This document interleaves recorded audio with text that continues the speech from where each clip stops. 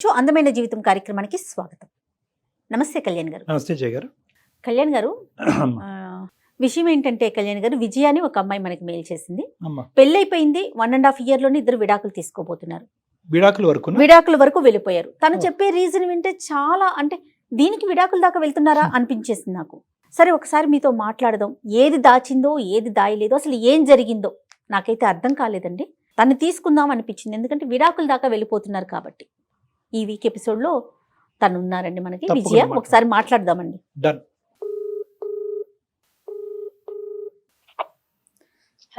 Hello Vijay గారండి? అవునండి. ఎవరు? నేను జయానండి, అందమైన జీవితం ప్రోగ్రామ్ నుంచి. మ్యామ్ నమస్తే. మ్యామ్ నమస్తే అమ్మా. విజయ బాగున్నారా? నేను బాగున్నానండి. ఓకే, నాతో పాటు డాక్టర్ కళ్యాణ్ గారు ఉన్నారు. మీకు సంబంధించిన, అంటే మీరు పెట్టినంత వరకు ఆ విషయాన్ని నేను కళ్యాణ్ గారి దగ్గర ఎక్స్ప్రెస్ చేశాను. ఒకసారి మాట్లాడతారా? వీలుగా ఉన్నారా మీకు? మీరు ఉన్నాను మ్యామ్, మాట్లాడతాను. ఓకే ఓకే కళ్యాణ్ గారు. అమ్మా విజయ నమస్తే అమ్మా. సార్ నమస్తే సార్. చెప్పమ్మా, ఎంత నీ వయసు, సమస్య ఏంటమ్మా? అంటే పెళ్ళయి 1.5 year అయింది అన్నది ఒకటే నాకు అర్థమైంది. అది కాస్త ఇప్పుడు విడాకుల వరకు వస్తుంది అన్నది. ఏమైందమ్మా? నీ వయసు ఎంత? మిగతా వివరాలు ఏమైనా ఉంటే చెప్పండి. నాకు ఇప్పుడు 26 years సార్. అమ్మా నాకు మ్యారేజ్ అయ్యి 1.5 year అయింది.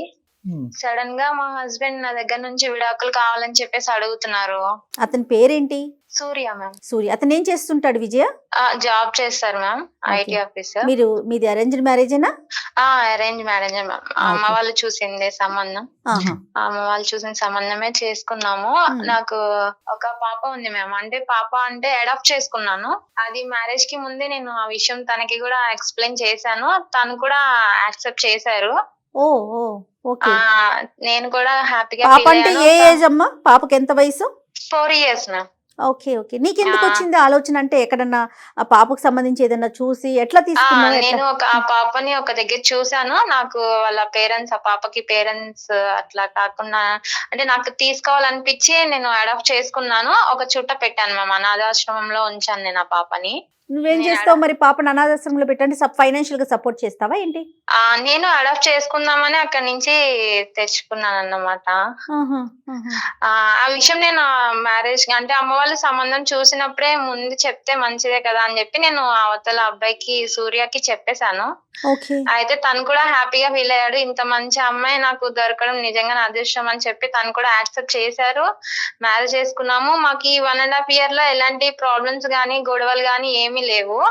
అమ్మా విజయ్, ఒకటమ్మా, ఇప్పుడు ఆ పాప ఆల్రెడీ తల్లిదండ్రులు ఎవరో తెలీదా, లేదంటే తల్లిదండ్రులు చనిపోయినటువంటి బిడ్డను అనాథాశ్రమంలో పెట్టి పెంచుతున్నావా? ఎన్ని సంవత్సరాలు బట్టి అది పెంచిన తర్వాత ఈ పెళ్లి సంబంధం వచ్చింది?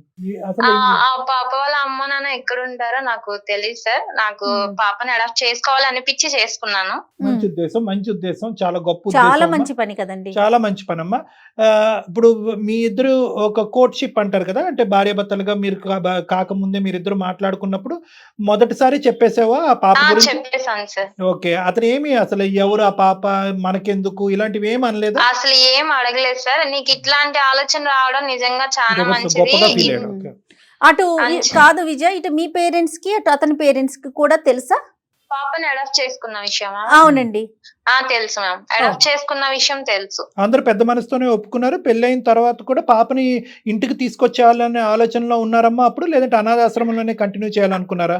అంటే ఫస్ట్ మేము సెటిల్ అవ్వాలి కదా సార్, తీసుకొద్దాము అని అనుకున్నాము. మాకు రీసెంట్ గా ఒక 4 months బ్యాక్ మేము టూర్ కి వెళ్ళాం సార్, గోవా వెళ్ళాం. ఒక్క నిమిషం ముందే, అంటే తీసుకొద్దాం అనుకున్నారు అంటే కనుక మళ్ళీ మీకు పిల్లలు పుట్టిన తర్వాత తీసుకొద్దాం అనుకున్నారా? పిల్లలు పుట్టక ముందు తీసుకొద్దాం అనుకున్నారా? అసలు ఆ పాపకి ఏ విధమైనటువంటి సపోర్ట్ ఇచ్చారు మీరు? అంటే చదువుకోవటానికి, బట్టలకి, ఇలాంటి వాటికి సపోర్ట్ ఇచ్చారా? అవును సార్. అంటే ఇప్పుడు ఉన్నంత వరకు నేనే చూసుకుంటున్నాను. ఇంకా మా మ్యారేజ్ అయిన దగ్గర నుంచి సేమ్ తను కూడా నేను ఎట్లా చూస్తానో ఆ పాపను తను కూడా అట్లానే చూస్తారు. ఏది ఇంటికి తీసుకురాకుండా అనాథాశ్రమంలోనే? ప్రస్తుతానికి అయితే బయట ఉంచాం సార్. 1.5 year కదా మాకు మ్యారేజ్ అయింది. అంటే మీరు ఇంకా ఇండెసిసివ్ గా ఉన్నారు, అంటే పాపను తెచ్చుకోవాలా అక్కడే ఉంచాలా అనేది ఇండెసిసివ్ గా ఉన్నారు. నువ్వు వర్కింగ్ అమ్మా? జయ గారు అడుగుతున్నారు. నేను జాబ్ చేస్తాను. You are also working. Very good, very good. And నా భయం ఏమీ లేదమ్మా. ఈ పరమైనటువంటి ఇంట్రెస్ట్, ఆ పాప మీద మీకు ఉండేటటువంటి ఇంట్రెస్ట్ జీవితకాలం ఉండేటటువంటి విధంగానే మీ ఇద్దరు మనసులు ఉన్నాయా? ఉన్నాయి సార్. అంటే మీ ఇద్దరికి మళ్ళీ ఒక్కొక్క ఆడపిల్ల అబ్బాయి పుట్టిన తర్వాత ఆ బిడ్డ మీద ఇంట్రెస్ట్ తగ్గదుగా? ఆహా తగ్గదు సార్. ఎందుకంటే అనాథ ఒకసారి అనాథ అవ్వచ్చు, 2 సార్లు అనాథ అవ్వకూడదు ఎవరు కూడా. అవును సార్, తగ్గదు సార్. రైట్. కానీ చాలా మంచి విషయం విజయ, వినటానికి చాలా హ్యాపీగా అనిపిస్తా ఉంది చాలా కదా గ్రేట్. కళ్యాణ్. ఇప్పుడు దీంతో పాటు అతను ఒప్పుకోవటం ఇంకా గొప్ప విషయం కదండి. అతను ఒప్పుకోవటం, ఇరువైపులా కుటుంబానికి ఒప్పుకోవటం, రేపొద్దున ఒకప్పుడు అవసరం ఉంటే కనుక బిడ్డని ఇంటికి తీసుకురావాలనే ఆలోచనలో ఉండటం, అన్ని గొప్ప ఆలోచనలు. Very good, very good. మరి సమస్య ఏంటమ్మా, ఏం జరిగింది? మేము 4 months బ్యాక్ ట్రిప్ కి వెళ్ళాం మ్యామ్. గోవా వెళ్ళాము. గోవా నుంచి రిటర్న్ వచ్చేసాము. వచ్చేసిన తర్వాత నన్ను ఇంటికి వెళ్తావా, నిన్ను ఇంటికాడ డ్రాప్ చేస్తా 2 days అని చెప్పేసి అమ్మ వాళ్ళ ఇంటి దగ్గర డ్రాప్ చేశారు నన్ను మా హస్బెండ్. ఇప్పటికే డ్రాప్ చేసి 3 months అవుతుంది. ఇప్పుడు నువ్వు అమ్మ వాళ్ళ ఇంట్లోనే ఉన్నావా? అమ్మ వాళ్ళ ఇంట్లోనే ఉన్నాను మ్యామ్. ఎన్ని మంత్స్ పెట్టామా? 3 months బట్టి నేను అమ్మ వాళ్ళ ఇంట్లోనే ఉంటున్నాను సార్.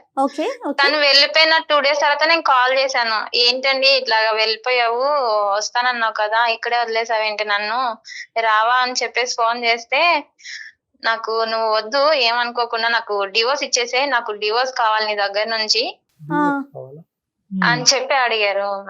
కాదు నాన్న, అది కాదు. అసలు ఏమైంది ట్రిప్ లో? అంతకు ముందు మీరు ట్రిప్పులకి వెళ్ళారా? ఇదే ఫస్ట్ ట్రిప్? ఇదే ఫస్ట్ సార్, ఇదే ఫస్ట్ మేము బయటకి వెళ్ళడం. ఏమైంది? అంత ట్రిప్ అంతా సాఫీగానే అయిందా? హ్యాపీగా ఉందా? ఏమన్నా సంఘటన జరిగిందా? బానే ఉంది. మా ఫ్రెండ్ ఒక అమ్మాయి ఉంది సార్, నాకు మ్యారేజ్ కాకముందు నుంచి నా ఫ్రెండ్ ఒక అమ్మాయి ఉంది. నా మ్యారేజ్ టైంలో ఆ అమ్మాయి కాంటాక్ట్ మిస్ అయింది. నేను ఆ అమ్మాయిని మ్యారేజ్ కి పిలవలేకపోయాను. సడన్ గా మాకు ట్రిప్ లో ఆ అమ్మాయి పరిచయం అయింది సార్. తను కలిసింది నాకు. తను ఎలా వచ్చింది? తను కూడా వాళ్ళ హస్బెండ్ తో వచ్చిందా మ్యామ్? తనకి మ్యారేజ్ అయిపోయింది మ్యామ్, తను వాళ్ళ హస్బెండ్ తో వచ్చింది. సంతోషం. ఇద్దరు బాగా క్లోజ్ ఫ్రెండ్స్ అమ్మా? అవునా sir. Very good, very good. ఏమైందమ్మా మరి? ఏంటి ఆ ఫ్రెండ్ ని ఆ అమ్మాయి రావటం వల్ల ఇదేమన్నా ఏంటి సంఘటన? అది అంతా నాకు అలా ఏం లేదు సార్. నాకు మా హస్బెండ్ ని పరిచయం చేశాను. మా హస్బెండ్ తో కూడా అన్నయ్య అన్నయ్య అని మాట్లాడింది. అక్కడ ప్రాబ్లం అయితే నాకేం అనిపించలేదు సార్. మేము వచ్చేసిన తర్వాత అసలు నాకు రీజన్ ఏంటి అనేది చెప్పలేదు. నేను అడిగాను కూడా, ఏమైంది, ఎందుకు విడాకులు అడుగుతున్నా, రీజన్ చెప్పు అని చెప్పి నేను అడిగాను సార్. మీ ఫ్రెండ్ కి అడాప్షన్ స్టోరీ అంతా తెలుసమ్మా? నీ కథ అంతా తెలుసా? మొత్తం అంతా తెలుసు, అంతా తెలుసు. ఆ అమ్మాయి ఏమన్నా ఇంకో విధంగా ఏమన్నా చెప్పుండొచ్చా నీ భర్తకి? అదేంటి అని అంటే నీకేమన్నా కొద్దిపాటి ఐడియా అన్నా ఉందా? ఏం చెప్పుండొచ్చు వాళ్ళు? అంటే నువ్వు లేకుండా వాళ్ళు మాట్లాడుకున్న సందర్భాలు ఏమైనా ఉన్నాయా? నన్ను అక్కడ వదిలిన సిచ్యువేషన్ అంటే ఒకసారి మాత్రం తిను ఉండుమా, నేను బయటకు వెళ్ళేసి వస్తా అని చెప్పేసి తిను బయటకు వెళ్ళారు సార్. మరి నాకైతే అంటే ఈ అమ్మాయి నాకు అక్కడే పరిచయం కదా సార్, తినకి అంతకు ముందు అయితే పరిచయం లేదు. మరి మాట్లాడారేమో నాకైతే తెలియదు. నీకు అంటే ఏది అయ్యి ఉండొచ్చు నువ్వు ఎక్స్పెక్ట్ చేస్తున్నావు? నాకు రీజన్ నిజంగానే తెలియదు మ్యామ్. తను అంటే ఏమి అసలు కనీసం ఇది పలానా సిచ్యువేషన్ నువ్వు ఇట్లా అని చెప్పేసి అంటే నాకు ఏదైనా అర్థం అవుతుంది. ఒకటమ్మా, ఇప్పుడు నువ్వు ఎటువంటి సందిగ్ధ పరిస్థితిలో ఉన్నావో మేము కూడా అంతే సందిగ్ధ పరిస్థితిలో ఉన్నాం. ఇప్పుడు కొద్ది గొప్ప కారణం చెప్పి నిన్ను దూరం పెట్టి తర్వాత విడాకులు అడిగితే కనుక ఆ కారణం సబబైనటువంటి కారణమా, ఆ కారణంగా చేస్తున్నాడు అనేది దాని గురించి అతనితో డిస్కస్ చేయొచ్చు. కానీ అసలు 1.5 year పాటు జర్నీ, ఒక పెద్ద మనసు ఉండి బాగా అర్థం చేసుకునేటటువంటి ఒక వ్యక్తి సడన్ గా నిన్ను 3 నెలల పాటు దూరం పెట్టి విచిత్రంగా నీకు విడాకుల గురించి మాట్లాడుతున్నాడంటే కనుక ఇక్కడ నువ్వేమన్నా మా దగ్గర దాస్తున్నావా? ఈ వేదిక మీద దగ్గరకు వచ్చిన తర్వాత నీకు నిజంగా మనస్ఫూర్తిగా మేము సహాయం చేయాలి అని అనుకుంటే కనుక నిజం చెప్పు, నిక్కచ్చిగా అసలు ఎటువంటి ఆలోచన ఎటువంటి ఇది లేకుండా నిజాలు చెప్పు. లేదు అన్ని నా సైడ్ అంతా పర్ఫెక్టే అండి అంటే కనుక నువ్వు పర్ఫెక్ట్ అనే మాట మేము నమ్మి అతనితో మాట్లాడటానికి ఒక ప్రయత్నం చేస్తాం. అతను ఏదన్నా నీకు విరుద్ధంగా చెప్తే కనుక ఈ వేదిక మీద నీకు సమన్యాయం అనేటటువంటి లేదంటే న్యాయం అనేది జరగటం కష్టం. అది నేను ముందుగానే వార్నింగ్ ఇస్తున్నాను. అసలు నిజం చెప్తున్నారా మీరు? ఇదేనా, ఇంకేమన్నా ఉందా? ఇంకా ఏం లేదు. ఇంకేమీ లేదు. మరి మీ పేరెంట్స్ కి చెప్పావా అతను ఇట్లా డివోర్స్ అడుగుతున్నాడు అనే విషయం మీరు చెప్పారా? చెప్పాను మేడం. అమ్మ వాళ్ళు ఫోన్ చేస్తే ఫోన్ కూడా లిఫ్ట్ చేయట్లేదు. ఒక మీ ఫోన్ కే రెస్పాండ్ అవుతున్నా. అది కూడా ఎత్తి ఏంటి చెప్పు, డివోర్స్ ఎప్పుడు ఇస్తావు, సంతకాలు ఎప్పుడు పెడతావు? రీజన్ అనేది ఉండాలి కదా. డివోర్స్ అనేది చిన్న విషయం కాదు కదా. నువ్వు ఆ చీర కొనుక్కోవద్దు లేదా ఈ నగలు కొనుక్కోవద్దు అని అది ఏం లేదు ఫర్ ఎగ్జాంపుల్ చెప్తున్నారు మేడం. ఒక ఎగ్జాంపుల్ కింద చెప్తున్నారు. విచిత్రం ఏంటంటే డివోర్స్ అనే దానికి ఒక కారణం ఉంటది కదా. ఒక కారణం చెప్పలేకపోతున్నాడు అంటే కనుక 2 అంశాలు అయి ఉండొచ్చు. ఒకటి అది బాగా సిగ్గుపడేటటువంటి కారణము. రెండోది ఏంటంటే ఆ కారణం చెప్తే కనుక నీ పరువు రోడ్డుకి ఎక్కుతుంది. తర్వాత నీ తల్లిదండ్రులు కానీ ఎవరన్నా కూడా ఇంకో విధంగా అవమానిస్తారేమో అని చెప్పి నీ మంచి కోరుకుంటూ కూడా కారణం చెప్పనటువంటి సందర్భం అయి ఉండొచ్చు. లేదంటే మూడోది ఏంటంటే కనుక ఇంతకాలం ఈ 1.5 year పాటు ఈ సంఘటన గోవా వెళ్ళినటువంటి పరిస్థితిని పక్కన పెట్టి ఈ 1.5 year పాటు నీతో అంతా బాగా ఉన్నా కూడా అతని మనసులో ఏదో ఒక ప్రశ్న దాగుంది. అది గోవా వెళ్ళిన తర్వాత ఆ డౌట్ క్లియర్ అయింది కాబట్టి ఈ నిర్ణయం ఎప్పటి నుంచో పెండింగ్లో ఉన్న నిర్ణయం ఇప్పుడు తీసుకుంటూ ఉండొచ్చు. ఇలాంటి రకరకాలు ఉంటూ ఉంటాయి. కానీ నాకు ఇంకొక సందేహం అండి, అతని మీద నీకేదన్నా అనుమానం ఉందమ్మా? అంటే వేరే ఎవరితో మాట్లాడుతున్నా? అలాంటి వాడి ఏం కాదు, చాలా బాగా చూసుకుంటాడు. అసలు తను చూసే విధానం గానీ తన కేరింగ్ గానీ చాలా బాగుంటది. ఇంకా అసలు చెప్పాలంటే అలాంటి అతను దొరకడం నిజంగా నా అదృష్టం అనుకోవాలి. ఏదో అంటే అతని వరకు నాకు అనిపించడం, అతను మాట్లాడక ముందే ఇన్ని గెస్ చేయటం అనేది కూడా అనవసరం. కానీ ఏంటంటే నా యొక్క అనుభవంతో ఏంటంటే బహుశా అతనికి చాలా బలమైనటువంటి కారణం కనిపించింది. ఆ కారణం నీకు చెప్పటం వల్ల కేవలం నీతో ఒక ఆర్గ్యుమెంట్, ఒక డిస్కషన్, దానికి ఇంకో 10 ఎక్స్ప్లెనేషన్ నువ్వు చెప్పడం తప్ప అతను మానసికంగా సాటిస్ఫై అయ్యేటటువంటి పరిస్థితి లేదు. కాబట్టి కారణం చెప్పినా చెప్పకపోయినా ఎండ్ రిజల్ట్ ఒకటే, డైవర్స్ అన్నట్టుగా అతను ఫిక్స్ అయ్యి నీతో మాట్లాడుతున్నట్టుగా అనిపిస్తుందమ్మా. ఎనీవే, అతను నీ ఫోన్ కాల్ అయితే ఎత్తుతున్నాడుగా? లిఫ్ట్ చేస్తారు సార్. Right, okay. అయితే ఒకసారి కలపాలమ్మా. అంటే అంతే కదా అంటే ఏం కావాలనుకుంటుంది అసలు మీరేం ఎక్స్పెక్ట్ చేస్తున్నారు విజయ? నాకు ఆయన కావాలి మేడం. ఎందుకు విడాకులు అడుగుతున్నారో నాకైతే తెలియట్లేదు. అందుకోసం అంటే ఎట్లాంటి రీజన్ లేకుండా విడాకులు ఎందుకు అడుగుతున్నారు? నాకు తను కావాలి. ఓకే, నీకు కావాలి అనే పాయింట్ అయితే ఓకే, కానీ తన వైపు ఎలాంటి రీజన్స్ ఉన్నాయో వింటే కదా తెలుస్తుంది, నాకైనా డాక్టర్ గారికైనా.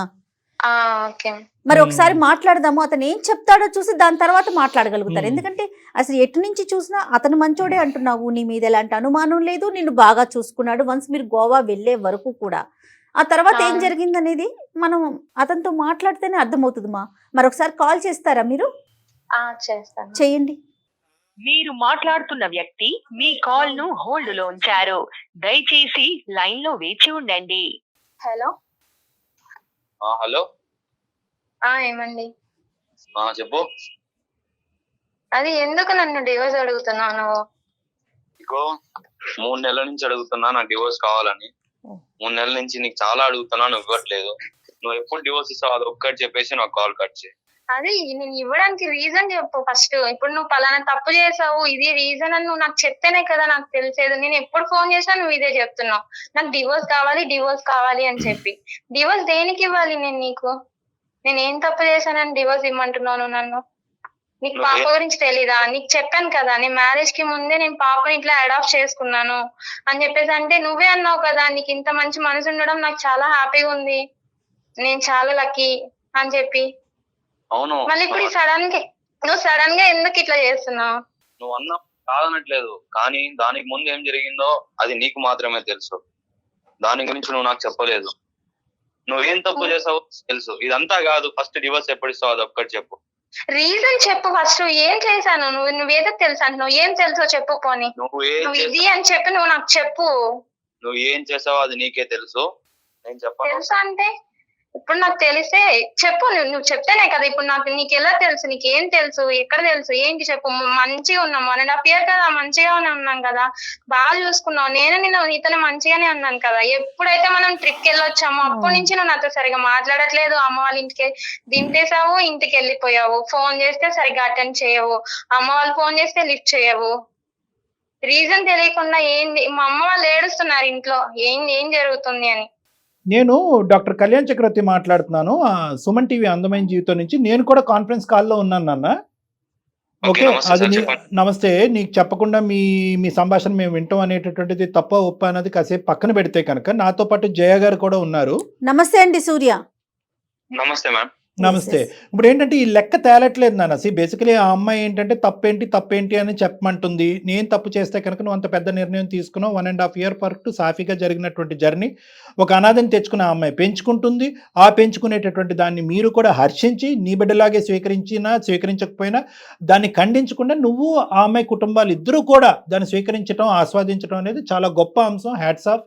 కానీ ఇదేంటి నాన్న, ఈ గోవా ట్రిప్ తీసుకొచ్చిన దరిద్రం ఏంటి మాకు అర్థం కావట్లేదు. అసలు ఏంటి ఈ అమ్మాయి మీద ఏమన్నా ఏం ప్రాబ్లం ఉందో మీరు ఒకసారి చెప్తే. తన వైపు ఏం సమస్య ఉంది? 1.5 year నుంచి చక్కగానే ఉంది కదా. అసలు ఏం జరిగింది చెప్పు నాన్న. తన లైఫ్ లో పాస్ట్ లో ఏం జరిగిందో ఆయన ఎప్పుడు అడగలేదు సార్. పాస్ట్ అడగలే. ఓకే, పాస్ట్ అడగలేదు. ఎందుకంటే ఉన్న కొద్ది పాస్ట్ చెప్పేస్తుంది కదా. తన పాస్ట్ అంటే ఆ బిడ్డను అడాప్ట్ చేసుకోవటం అని చెప్పింది. ఇంకేం పాస్ట్? నేను మాట్లాడుతున్నాను సార్. చెప్పండి చెప్పండి సూర్య. తను ఒక పిల్లని అడాప్ట్ చేసుకునింది మంచిదే, పిల్లని చదివిస్తోంది పెంచుతోంది అది మంచిదే. Okay okay. ఆ పిల్లని ఆమె అడాప్ట్ చేసుకునింది కాదు సార్, ఆ. తనంతకు తానుగా కనిన బిడ్డ. Sure? Yes sir, yes ma'am. ఏంటి ఎలా చెప్తున్నారు మీరు అది? అయితే మేము గోవా వెళ్ళాం సార్.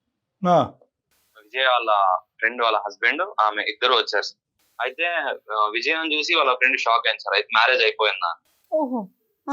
ఓకే అయిపోయింది, మ్యారేజ్ పిలిచలేకపోయాను, కాంటాక్ట్ లేదు, మీరు ఎక్కడ ఉన్నారో తెలియలేదు అని చెప్పి విజయ్ అన్నారు. ఓకే. అయితే ఆమె తర్వాత నేను సార్ మీరు చాలా గ్రేట్ అనయ్య, అంతా తెలిసినా కూడా మ్యారేజ్ చేసుకున్నారంటే చాలా గ్రేట్. అయితే నాకేం అర్థం కాలేదు సార్. ఓకే సరే కాన్వర్సేషన్ అయిపోయింది మొత్తం, ఇంకా రూమ్ కి వెళ్ళాము, రూమ్ లో కూర్చున్నాము. ఇంకా నేను అడిగాను సార్ విజయకి, ఎందుకు మీ ఫ్రెండ్ అంతగా అడుగుతోంది, మీరు చాలా గ్రేట్ అయినా మీరు చాలా గ్రేట్ అనయ్య అని అడిగాను సార్. అయితే ఏం లేదు, అదొక పిచ్చిది, ఏదో ఒకటి వాగుతున్నట్టు, దాన్ని అంతా పట్టించుకోకు అని చెప్పి ఈ అమ్మాయి లైట్ చేసింది, లైట్ గా చెప్పింది అంతేనా? అంతే మ్యామ్. ఓకే. ఇంకా సరేలే అని ఆలోచన ఏదో ఒక ఫ్లాష్ అయింది సార్. ఎవరు చాలా గ్రేట్ చాలా గ్రేట్ అంటే ఇంకా నాకేం అర్థం కాక, సరే వాళ్ళ రూమ్ మొత్తం అడ్రస్ మొత్తం చెప్పారు. ఇంకా సరే అని వాళ్ళ రూమ్ దగ్గరికి వెళ్ళాను, మా వైఫ్ వదిలేసి రూమ్ లో. అంటే మంచిగా రిసీవ్ చేసుకున్నారు సార్. సూర్య అక్కడ మీకు ఏదైనా ఫ్లాష్ అయింది, అనుమానం అనిపించింది అంతేనా? Yeah ma'am. నువ్వు చెప్పేదాని మీదే అర్థం అవటం గురించి నేను ఒక క్లారిటీ ఇస్తున్నాను. 2 things ఇక్కడ జరిగింది నీకు అనుమానం రావడానికి. ఒకటి ఏంటంటే ఆ అమ్మాయికి 1కి 2 సార్లు విజయాన్ని అన్ని చెప్పేవా అని అంటాం అనేది ఒకటి. రెండోది ఏంటంటే కనుక అన్ని చెప్పిన తర్వాత నిన్ను పొగట్టం ఒకటి, అన్ని చెప్పేవా అనేది ఈ క్లారిటీ వచ్చిన తర్వాత నిన్ను పొగట్టం ఒకటి.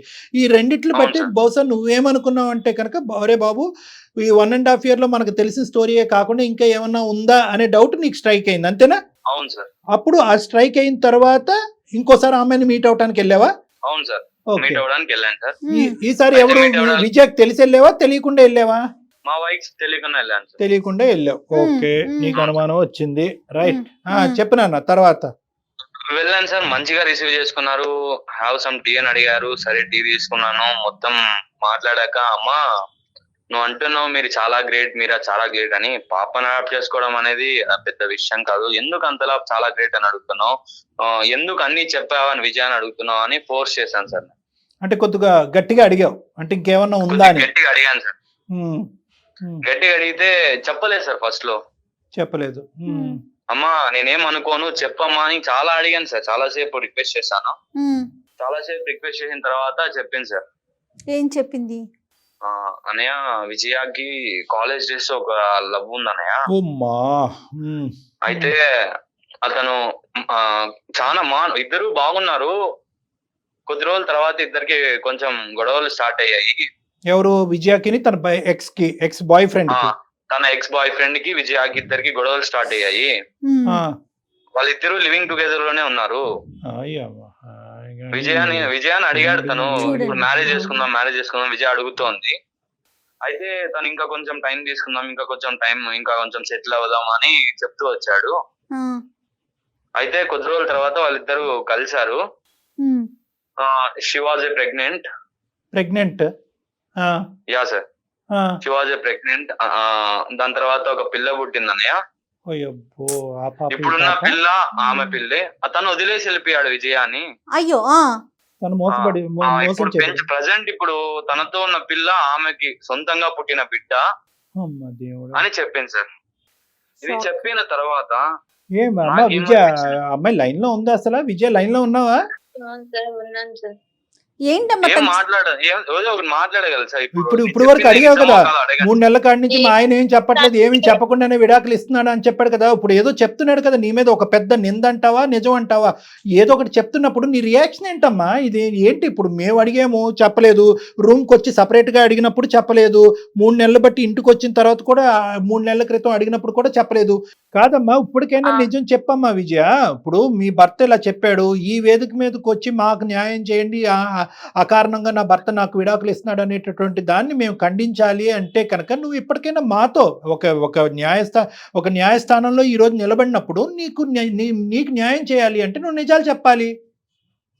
ఏది నిజం ఏది అబద్ధం? నిజమే సార్, నాతో తను 1.5 year నుంచి నాతో ఉంటున్నాడు కదా సార్, తనకు తెలియకుండా ఏం జరగదు కదా సార్, చెప్పండి సార్. ఇది పెళ్లికి ముందమ్మా, పెళ్లికి ముందు కథ గురించి చెప్తున్నాడు, నీకు ఒక బాయ్ నా ఫ్రెండ్ పాస్ట్ ఉండేవాడంట. గురించి కూడా నేను చెప్పాను సార్. నేను చదువుకున్న కాలేజ్ గురించి కానీ లైక్ ఏమైనా విషయాలు నేను తనతో షేర్ చేసుకున్న విషయం ఏం లేదు సార్. తనకి నేను అన్ని చెప్పుకుంటానే వచ్చాను సార్.